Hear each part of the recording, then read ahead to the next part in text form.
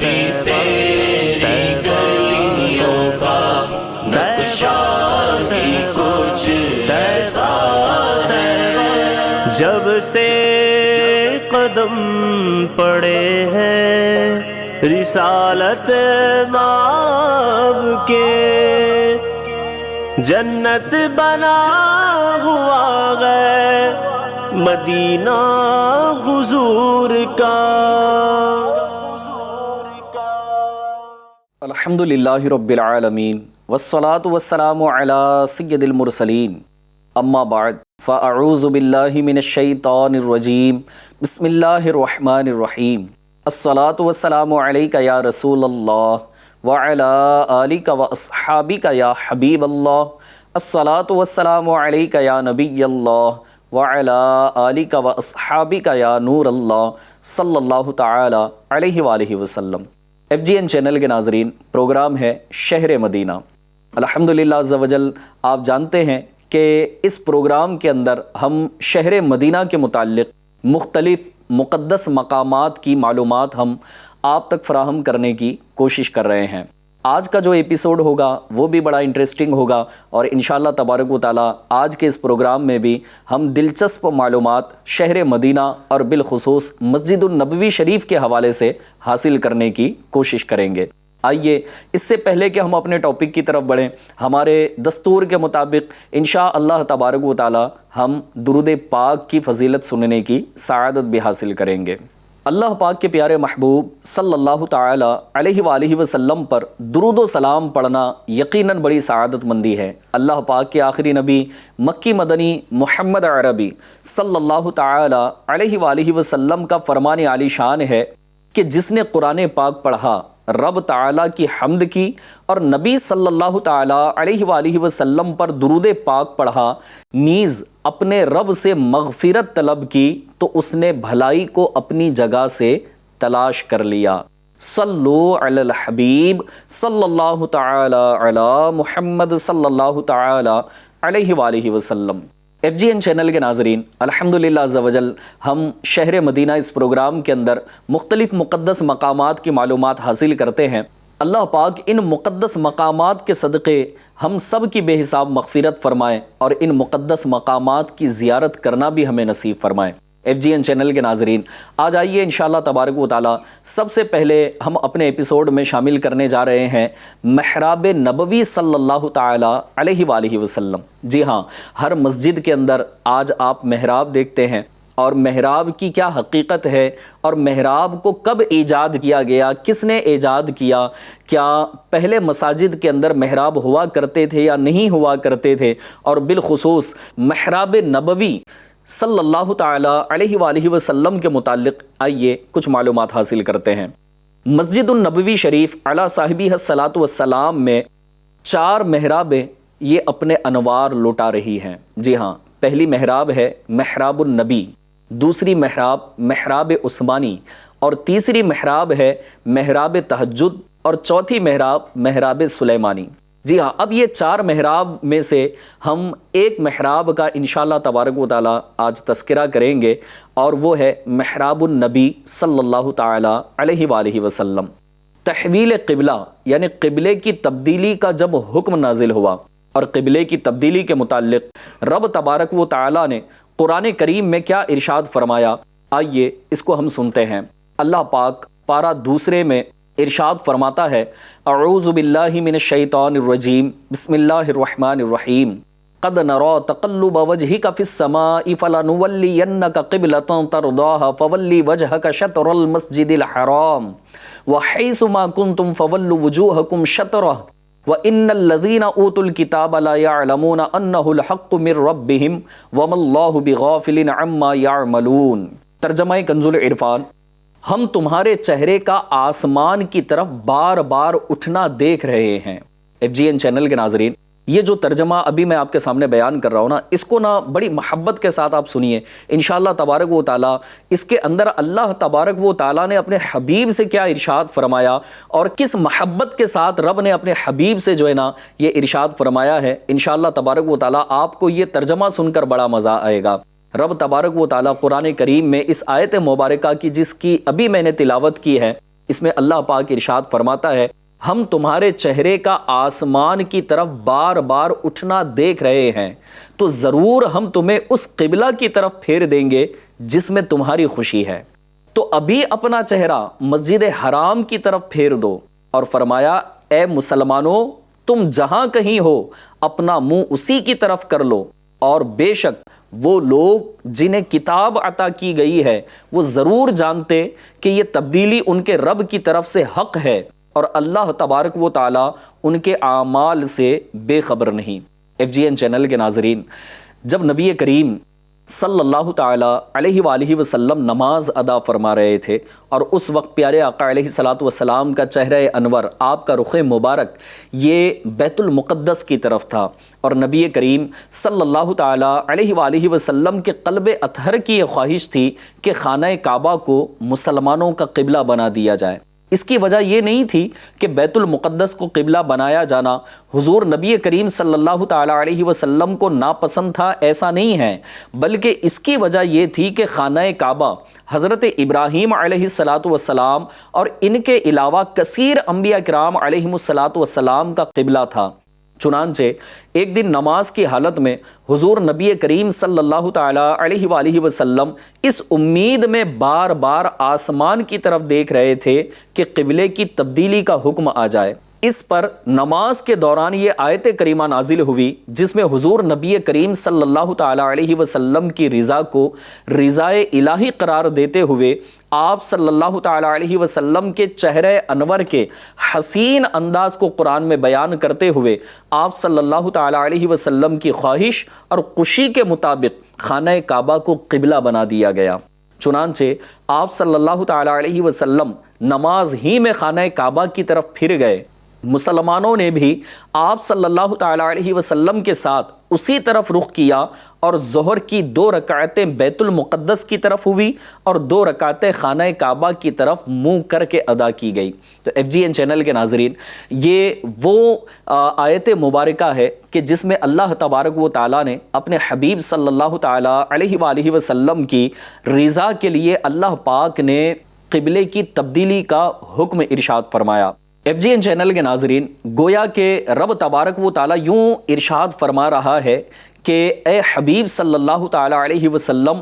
ہر کوئی میری رضا کا طلبگار ہے کہ مجھے راضی کرنا چاہتا ہے، اور میں دونوں جہاں میں تیری رضا چاہتا ہوں۔ میرے آقا اعلیٰ حضرت امام اہل سنت امام احمد رضا خان علیہ رحمت الرحمن کیا خوب فرماتے ہیں، آپ فرماتے ہیں کہ بلا شبہ حضور نبی کریم صلی اللہ تعالی علیہ وسلم اللہ تبارک و تعالیٰ کی مرضی کے تابع ہیں، یعنی پیارے آقا علیہ الصلوۃ والسلام بلا شبہ کوئی بات اللہ تعالیٰ کے حکم کے خلاف نہیں فرماتے، اور بلا شبہ اللہ پاک حضور نبی کریم صلی اللہ تعالی علیہ وسلم کی رضا چاہتا ہے۔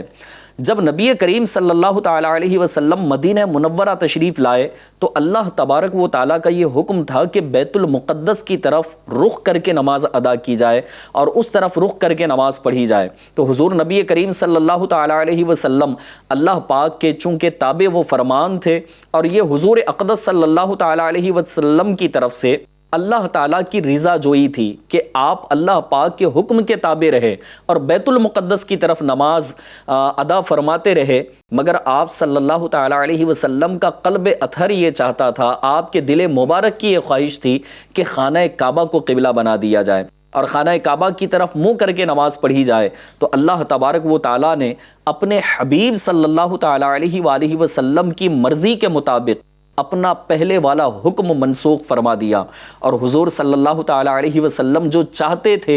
قیامت تک کے لیے وہی قبلہ مقرر فرما دیا۔ یہ اللہ تبارک و تعالیٰ کی طرف سے اپنے حبیب صلی اللہ تعالی علیہ وآلہ وسلم کی رضا جوئی ہے۔ ان میں سے جس کا انکار ہوگا تو وہ قرآن عظیم کا انکار ہے۔ اور پھر ام المؤمنین حضرت سیدتنا عائشہ صدیقہ طیبہ طاہرہ عابدہ زاہدہ رضی اللہ تعالی عنہا کیا خوب فرماتی ہیں، آپ فرماتی ہیں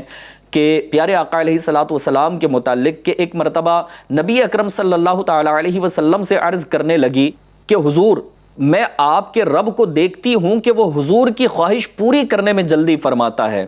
FGN چینل کے ناظرین، حدیث روز محشر میں ہے کہ رب العالمین عز و جل اولین و آخرین کو جمع کر کے حضور نبی کریم صلی اللہ تعالیٰ علیہ وآلہ وسلم سے ارشاد فرمائے گا یہ سب میری رضا چاہتے ہیں اور اے محبوب میں تمہاری رضا چاہتا ہوں۔ تبھی تو اعلیٰ حضرت امام اہل سنت امام احمد رضا خان علیہ رحمت الرحمن کیا خوب فرماتے ہیں کہ خدا کی رضا چاہتے ہیں دو عالم، خدا کی رضا چاہتے ہیں دو عالم، خدا چاہتا ہے رضائے محمد صلی اللہ تعالی علیہ وآلہ وسلم۔ صلو علی الحبیب صلی اللہ تعالی علی محمد صلی اللہ تعالی علیہ وآلہ وسلم۔ FGN چینل کے ناظرین، الحمدللہ عز و جل محراب النبی صلی اللہ تعالی علیہ وسلم کے متعلق ہم نے سننا تھا، اور ضمناً ہم نے تحویل قبلہ کے متعلق اور قرآن کریم کی آیت مبارکہ اور اس کی کچھ تفسیر سننے کی سعادت حاصل کی۔ لہٰذا آئیے ہم اپنے ٹاپک کی طرف بڑھتے ہیں کہ محراب النبی صلی اللہ تعالی علیہ وآلہ وسلم کا ہم ذکر کرنے جا رہے ہیں کہ تحویل قبلہ یعنی قبلے کی تبدیلی کا حکم نازل ہونے کے بعد جو واقعہ ابھی ہم نے سنا، تو اس واقعے کے تقریباً 14 یا 15 روز تک امام الانبیاء صلی اللہ تعالی علیہ وآلہ وسلم مسجد النبوی شریف علی صاحبہ الصلاۃ والسلام میں ستون عائشہ کے سامنے کھڑے ہو کر امامت فرماتے رہے۔ پھر 15 شعبان المعظم 2 سنہ ہجری کو ستون حنانہ کے مقام کو شرف قیام سے مشرف فرمایا۔ یہ محراب شریف اسی جگہ پر کعبہ مشرفہ کے میزاب رحمت کی سمت میں بنا ہوا ہے۔ حضور رحمت للعالمین صلی اللہ تعالی علیہ وسلم اور خلفائے راشدین علیہم رضوان کے دور زرین میں محراب کی موجودہ علامت رائج نہیں تھی۔ جس طرح آج ہم مساجد کے اندر راؤنڈ اس طرح سے محراب کو ہم دیکھتے ہیں، تو نبی کریم صلی اللہ تعالی علیہ وسلم کے دور مبارک میں بھی اور خلفائے راشدین علیہم الرضوان کے دور مبارک میں بھی اس طرح محراب کی جو ہے نا وہ جو آج علامت ہے ایسی علامت رائج نہیں تھی۔ اس کو پہلی صدی کے مجدد حضرت سیدنا عمر بن عبد العزیز رضی اللہ تعالی عنہ نے خلیفہ ولید بن عبد الملک کے حکم سے 88 سنہ ہجری یعنی 88 سنہ ہجری بمطابق 706 یعنی 706 سنہ عیسوی میں ایجاد کیا، اور یہ وہ بدعت حسنہ ہے جسے تمام امت نے قبول کیا، اور اب دنیا بھر کی مساجد کی طاق نما محرابیں حضرت سیدنا عمر بن عبد العزیز رضی اللہ تعالیٰ عنہ کی ایجاد مبارک سے برکتیں لیے ہوئے ہیں۔ اس سے یہ بات بھی ہمیں سیکھنے کو ملی کہ بدعت کے متعلق کہ بدعت حسنہ یہاں جو ہے نا اس کا ذکر کیا گیا اور اس کو پوری امت نے قبول کیا، حالانکہ یہ وہ عمل ہے کہ نہ پیارے آقا علیہ الصلوۃ والسلام کے دور مبارک میں رائج تھا اور نہ ہی خلفائے راشدین علیہم الرضوان کے دور مبارک میں رائج تھا۔ اس کو رائج کرنے والی شخصیت پہلی صدی کے مجدد حضرت سیدنا عمر بن عبد العزیز رضی اللہ تعالیٰ عنہ ہیں۔ لہٰذا سیکھنے کو یہ مل رہا ہے کہ پیارے آقا علیہ الصلوۃ والسلام کے دور مبارک یا صحابہ کرام علیہم رضوان کے دور مبارک میں کسی چیز کا نہ ہونا اسے ناجائز نہیں کر دیتا۔ جیسے یہی مروجہ آپ محراب کی مثال لے لیجئے کہ آج مساجد کے اندر جو ہے نا اگر کوئی محراب بنواتا ہے اور محراب اگر بنا رہا ہے تو ظاہر ہے کہ وہ اللہ پاک کے گھر کو زینت دینے کے لیے اور ثواب ہی کی نیت سے بنا رہا ہے، اور پھر ظاہر ہے کہ جب کنٹریبیوشن لوگوں کا ہوتا ہے، چندہ کیا جاتا ہے تو لوگ ثواب سمجھ کر ہی دیتے ہیں، تو بدعت کے اندر کون سا ثواب ہوتا ہے؟ لہٰذا سمجھ میں یہی آتا ہے کہ بدعت حسنہ جسے کہا گیا کہ ایسا کوئی طریقہ کہ جو بعد میں اس کو رائج کیا گیا اور پھر اس سے شریعت کے خلاف نہیں پایا جا رہا ہے اور لوگ اگر اس پر عمل کرتے ہیں تو الحمدللہ عز و جل اس کا ثواب بھی مل رہا ہوتا ہے۔ تو جیسی ابھی یہ ایک مثال ہمارے سامنے ہے کہ مساجد کے اندر آج محراب ہیں، سنگ مرمر کے ممبر ہیں، مساجد پر گنبد بنانا، اس پر مینار، تو یہ پہلے اس دور کے اندر یہ ساری چیزیں نہیں تھی۔ اسی طرح سبز گنبد و مینار، قبور اولیاء پر عمارات و گنبد، مائک پر اذان و خطبہ، اذان سے قبل درود پاک پڑھنا، ہر سال جشن ولادت کی دھوم دھام کرنا، 11ویں شریف کرنا یا بزرگان دین کے اعراس وغیرہ منانا، یہ تمام کی تمام جو ہے نا یہ بدعت حسنہ ہیں۔ لہٰذا آئیے ہم اپنی ٹاپک کی طرف بڑھتے ہیں کہ محراب النبی صلی اللہ تعالی علیہ وآلہ وسلم کے متعلق ابھی ہم نے سنا، اور پھر عاشقان رسول کی کیا ہی بات ہے۔ کسی نے کیا خوب کہا کہ کبھی روضے سے ممبر تک، کبھی ممبر سے روضے تک، کبھی روزے سے ممبر تک، کبھی ممبر سے روزے تک، ادھر جاؤں ادھر جاؤں، اسی حالت میں مر جاؤں۔ امیر اہل سنت دامت برکاتہم العالیہ کیا خوب التجا پیارے آقا علیہ الصلوۃ والسلام کی بارگاہ میں کرتے ہیں، عرض کرتے ہیں اے کاش مدینے میں مجھے موت یوں آئے، اے کاش مدینے میں مجھے موت یوں آئے، چوکھٹ پہ تیری سر ہو میری روح چلی ہو۔ پھر دوسرے مقام پر کہتے ہیں محراب و ممبر اور وہ ہریالی جالیاں اور مسجد حبیب کا جلوہ نصیب ہو۔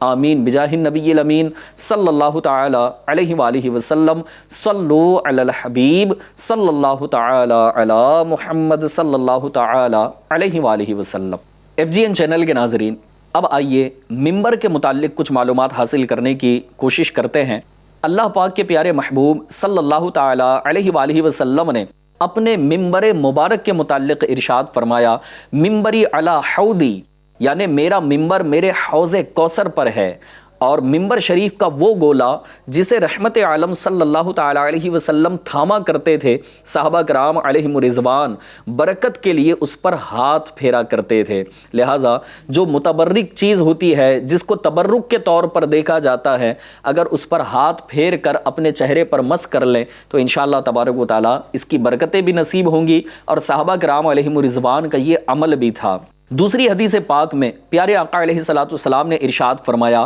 کہ میرا ممبر جنت کے باغوں میں سے ایک باغ میں واقع ہے۔ اب آئیے نبی اکرم صلی اللہ تعالی علیہ وسلم کے ممبر مبارک کی کچھ تفصیل کی طرف بڑھتے ہیں۔ سرور کون و مکان، سلطان زمین و زمان صلی اللہ تعالی علیہ وآلہ وسلم کے لیے سب سے پہلا ممبر منور 8 سنہ ہجری میں تیار کیا گیا تھا۔ جی ہاں، اس کے 3 زینے تھے۔ آپ صلی اللہ تعالی علیہ وسلم ممبر مطہر پر رونق افروز ہوتے وقت تیسرے درجے یعنی تیسرے زینے پر بیٹھتے اور دوسرے درجے پر پاؤں مبارک رکھتے تھے، اور حضور نبی کریم صلی اللہ تعالی علیہ وآلہ وسلم کے ممبر مبارک کا طول یعنی لمبائی 2 ہاتھ اور عرض یعنی چوڑائی 1 ہاتھ، اور ہر زینے کی چوڑائی 1 بالشت تھی۔ درمیان والا حصہ جس کے ساتھ تکیہ یعنی ٹیک لگاتے پیارے آقا علیہ الصلوۃ والسلام، وہ 1 ہاتھ لمبا، اور جن حصوں پر خطبے کے لیے بیٹھتے وقت ہاتھ مبارک رکھتے تھے وہ 1 بالشت اور 2 انگل اونچے تھے۔ ممبر منور مبارک کے تینوں جانب 5 لکڑیاں لگی ہوئی تھی۔ ممبر اطہر کی یہ کیفیت حضور نبی کریم صلی اللہ تعالی علیہ وسلم کے بعد سیدنا صدیق اکبر، سیدنا فاروق اعظم، سیدنا عثمان غنی اور حضرت مولائے کائنات علی المرتضی شیر خدا کرم اللہ تعالی وجہہ الکریم و رضوان اللہ تعالی علیہم اجمعین کے زمانے میں بھی قائم رہی۔ موجودہ دور کے سنگ مرمر کے ممبر دور صحابہ میں نہ ہونے کے باوجود جائز ہیں۔ ظاہر ہے کہ ابھی ہم نے تھوڑی دیر پہلے اس پر کلام کیا کہ بدعت حسنہ کسے کہتے ہیں۔ امیر اہل سنت دامت برکاتہم العالیہ نے ممبر کے متعلق بڑا ہی پیارا شعر لکھا ہے۔ آپ فرماتے ہیں چھپ چھپ کے دیکھوں ممبر اقدس کی پھر بہار، چھپ چھپ کے دیکھوں ممبر اقدس کی پھر بہار، شاید کبھی تو شاہ کا جلوہ نصیب ہو۔ اللہ کرے کہ ہمیں بھی مدینہ پاک کی حاضری نصیب ہو اور ہم بھی ممبر منور کی بہاریں دیکھیں، اس کے جلووں سے برکتیں حاصل کریں، اور اے کاش کہ کوئی دن ایسا بھی آئے کہ ممبر کو دیکھتے دیکھتے ممبر منور پر شاہ انام خیر الانام صلی اللہ تعالی علیہ وسلم کا جلوہ زیبا بھی نظر آ جائے۔ FGN چینل کے ناظرین، ابھی ہم نے محراب و ممبر کے متعلق کچھ معلومات حاصل کی۔ اب آئیے ایک اور بڑے ہی پیارے مقام کی طرف بڑھتے ہیں اور اس کی کچھ تفصیل کی طرف۔ مسجد نبوی شریف علی صاحبہ الصلاۃ والسلام کے اندر جنت کی کیاری میں موجود ممبر شریف کے عین سامنے 8 ستونوں پر قائم سنگ مرمر کا خوبصورت چبوترا ہے، اسے مکبریہ کہتے ہیں۔ اسی پر کھڑے ہو کر اذان و اقامت کہی جاتی ہے۔ لیکن یہ یاد رکھیے گا کہ اس جگہ پر حضرت سیدنا بلال حبشی رضی اللہ تعالی عنہ کا اذان کہنا یہ ثابت نہیں ہے، جو ابھی جس مقام کا ذکر کیا گیا۔ حضرت سیدنا بلال حبشی رضی اللہ تعالیٰ عنہ کہاں کھڑے ہو کر اذان دیتے تھے؟ ہو سکتا ہے اب آپ کے ذہن میں یہ سوال پیدا ہو رہا ہو، تو آئیے اس کی طرف بڑھتے ہیں کہ آپ کہاں کھڑے ہو کر اذان دیتے تھے۔ اب اس جگہ کی نشاندہی دشوار ہے، اس کی جو ہے نا کچھ ہم ہسٹری کی طرف بڑھتے ہیں۔ حضرت سیدنا بلال ابن رباح رضی اللہ تعالی عنہ مسجد النبوی شریف علی صاحبہ الصلاۃ والسلام کے قریب واقع ایک اونچے مکان کی چھت پر تشریف لے جاتے اور وہاں جا کر اذان دیا کرتے تھے، مگر اس کے بعد ان کے لیے لکڑی کا ایک اسٹول بنایا گیا جس پر کھڑے ہو کر وہ اس وقت تک اذان دیتے رہے جب تک وہ عازم دمشق نہیں ہوئے، یعنی کہ حضرت سیدنا بلال حبشی رضی اللہ تعالی عنہ نے مدینہ منورہ سے دمشق کی طرف ہجرت فرمائی اور آپ وہیں پر جو ہے نا ہمیشہ کے لیے رہائش پذیر ہوئے تھے۔ تو اس سے پہلے جب تک آپ مسجد النبوی شریف علی صاحبہ الصلاۃ والسلام میں اذان کہتے رہے تو آپ کے لیے لکڑی کا ایک اسٹول بنایا گیا تھا اور اسی پر کھڑے ہو کر آپ اذان دیا کرتے۔ اس اسٹول کو حجرہ ام المؤمنین حضرت سیدتنا حفصہ بنت عمر فاروق اعظم رضی اللہ تعالی عنہ کی چھت پر رکھ دیا گیا تھا جس پر کھڑے ہو کر اذان دی جاتی تھی۔ اس کے بعد آل عمر فاروق اعظم نے اسے سیدنا حضرت بلال ابن رباح حبشی رضی اللہ تعالی عنہ کے تبرک اور آثار کے طور پر سنبھال لیا تھا، جو کہ صدیوں تک محفوظ رہا، اور قطب الدین حنفی المتوفی 990 سنی ہجری یعنی 990 سنہ ہجری اپنی تاریخ مدینہ میں آپ تصدیق کرتے ہیں کہ ان کے ایام میں بھی وہ اسٹول حضرت سیدنا بلال حبشی رضی اللہ تعالی عنہ کے آثار کے طور پر محفوظ تھا۔ پھر جب دار آل عمر رضی اللہ تعالی عنہ کو ایک مدرسے میں تحویل کر دیا گیا، یعنی حضرت عمر فاروق اعظم رضی اللہ تعالی عنہ کا جو گھر مبارک تھا تو اس کو جب ایک مدرسے میں تبدیل کر دیا گیا، اس میں کنورٹ کر دیا گیا، تب بھی وہ متبرک آثار قائم و دائم رہا، لیکن 20ویں صدی کے شروع میں وہ گوشہ گمنامی میں چلا گیا۔ FGN چینل کے ناظرین، یہ حضرت سیدنا بلال حبشی رضی اللہ تعالیٰ عنہ کے اذان کے متعلق ایک تفصیل ابھی ہم نے سنی، جو ایک اتھینٹک بات یہ ہے کہ جب اذان کا حکم نازل کیا گیا تو آپ مسجد النبوی شریف کے قریب جو ایک بڑا مکان تھا اس کی چھت پر جا کر آپ اذان دیا کرتے، اور پھر اس کے بعد جو ہے نا اسی چھت پر آپ اسٹول پر کھڑے ہو کر کے بھی وہ اذان دیا کرتے تھے۔ لہٰذا اب وہ اسٹول کو صدیوں تک محفوظ رکھا گیا، لیکن اب پتہ نہیں پھر وہ کہاں چلا گیا۔ اس کی اب جو ہے نا کوئی ایسی چیز ہمارے سامنے نہیں ہے کہ جس کو بتایا جا سکے یا دکھایا جا سکے یا اس کی کوئی تصویر ہو، ایسا ابھی پریزنٹ یا وہاں پر فزیکلی طور پر وہ دیکھنے کو ملے، ایسا نہیں، بلکہ وہ گمنام ہو گیا۔ بہرحال اذان کہنا یقیناً یہ ایک بڑی سعادت مندی کی بات ہے، اور حضرت سیدنا بلال حبشی رضی اللہ تعالیٰ عنہ کا ذکر مبارک ہوا اور آپ کو مؤذن رسول کا جو ہے نا وہ شرف حاصل ہے، آپ کو لقب دیا گیا۔ لہٰذا آئیے لگے ہاں تو ہم اذان کی کچھ فضیلت بھی اپنے سلسلے میں شامل کرتے ہیں۔ مدینے کے تاجدار صلی اللہ تعالیٰ علیہ وآلہ وسلم کا فرمان خوشگوار ہے کہ ثواب کی خاطر اذان دینے والا اس شہید کی مانند ہے جو خون میں لتھڑا ہوا ہے اور جب مرے گا قبر میں اس کے جسم میں کیڑے نہیں پڑیں گے۔ تو کوشش کرنی چاہیے کہ اذان کے الفاظ سیکھیں، اس کا پروننسیشن جو ہے نا وہ درست ہو، اور پھر کسی بہترین قاری صاحب کو یا حافظ صاحب کو یا کسی عالم دین کو آپ اپنی اذان کے الفاظ بھی چیک کروا لیں، اور پھر اپنے اپنے محلے کی مساجد میں وقتاً فوقتاً اذان کہنے کی کوشش کریں کہ یہ فضیلت ہمیں بھی حاصل ہو۔ ایک اور حدیث پاک کی طرف بڑھتے ہیں کہ رحمت عالم نور مجسم شاہ بنی آدم صلی اللہ تعالی علیہ وآلہ وسلم کا فرمان معظم ہے۔ آپ فرماتے ہیں کہ میں جنت میں گیا،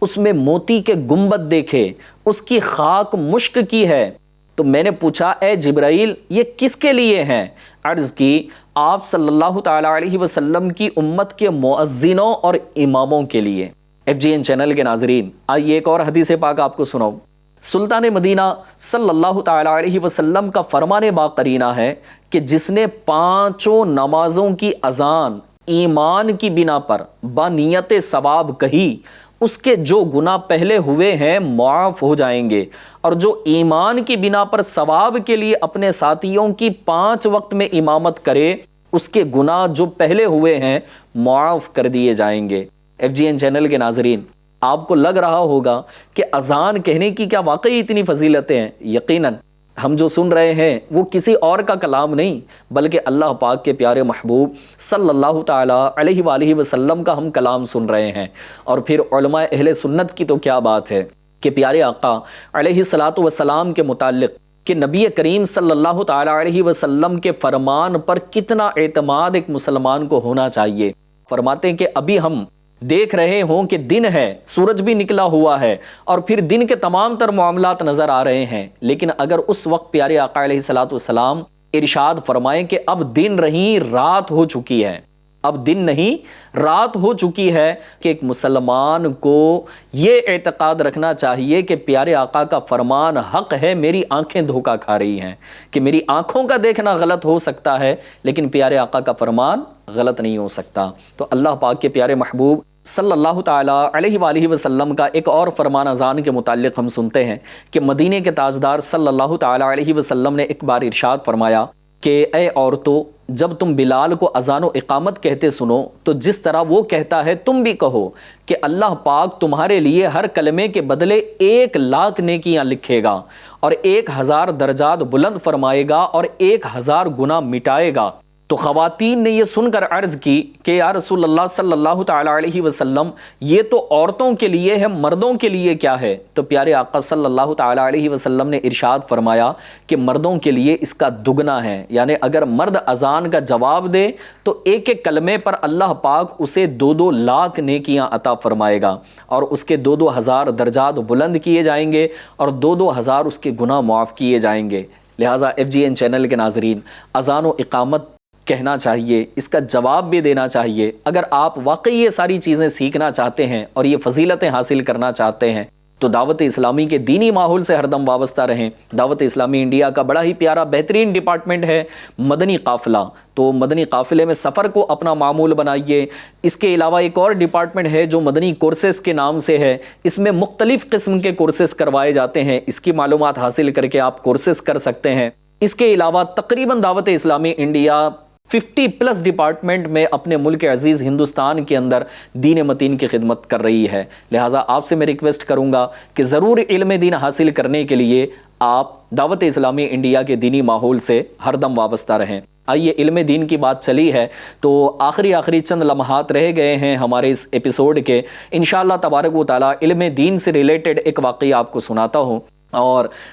مسجد النبوی شریف علی صاحبہ الصلاۃ والسلام کے کچھ مقدس مقامات کا ہم ذکر کر رہے ہیں۔ یہ بھی ایک بڑا ہی پیارا اور مقدس مقام ہے جہاں علم دین حاصل کیا جاتا تھا، اور وہ ہے اصحاب صفہ، یعنی کہ اصحاب صفہ کا جو چبوترا ہے، اس کے متعلق آئیے سنتے ہیں کہ صفہ سائبان اور سائے دار جگہ کو کہتے ہیں۔ مسجد النبوی شریف علی صاحبہ الصلاۃ والسلام میں باب جبرائیل علیہ السلام سے اگر آپ داخل ہوں تو کچھ قدم چلنے کے بعد سیدھے ہاتھ کی جانب صفہ شریف اپنے جلوے لٹا رہا ہے۔ جی ہاں، جو اصحاب صفہ کا چبوترا ہے،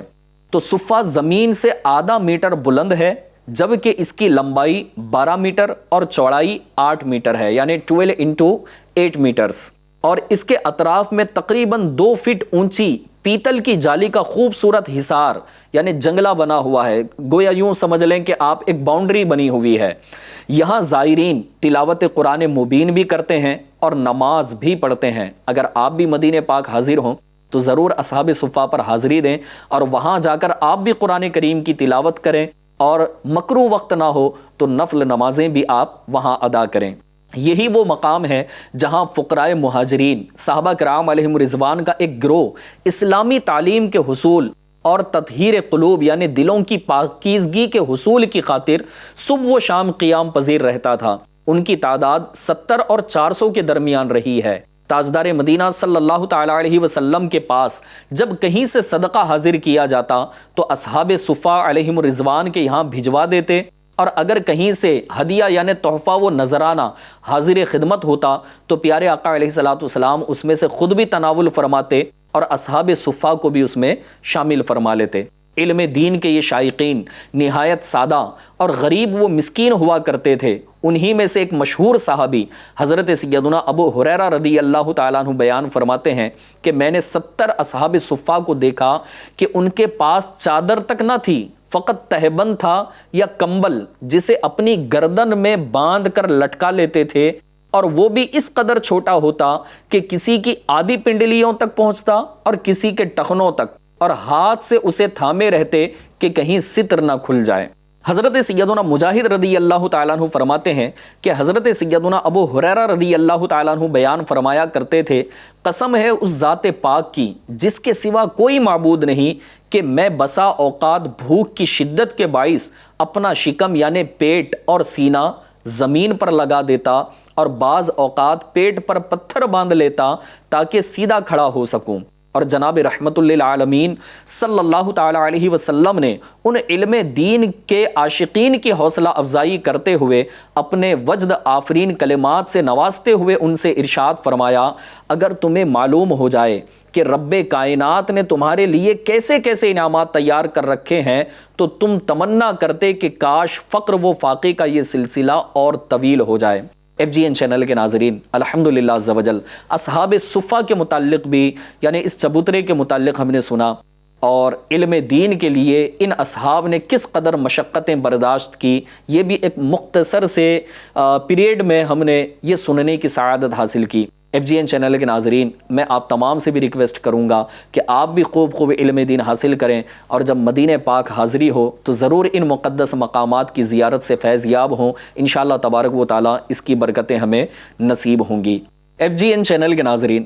اپنے اس ایپیسوڈ کو میں اس شعر کے ساتھ اختتام کی طرف لے کر آؤں، اور امیر اہل سنت نے کیا ہی پیارا شعر لکھا ہے، فرماتے ہیں کہ جستجو میں کیوں پھرے مال کی مارے مارے، جستجو میں کیوں پھریں مال کی مارے مارے، ہم تو سرکار کے ٹکڑوں پہ پلا کرتے ہیں۔ صلو علی الحبیب صلی اللہ تعالی علی محمد صلی اللہ تعالی علیہ وآلہ وسلم۔ شہر نبی تیری گلیوں کا نقشہ بھی کچھ ایسا ہے، جب سے قدم پڑے ہیں رسالت ماب کے، جنت بنا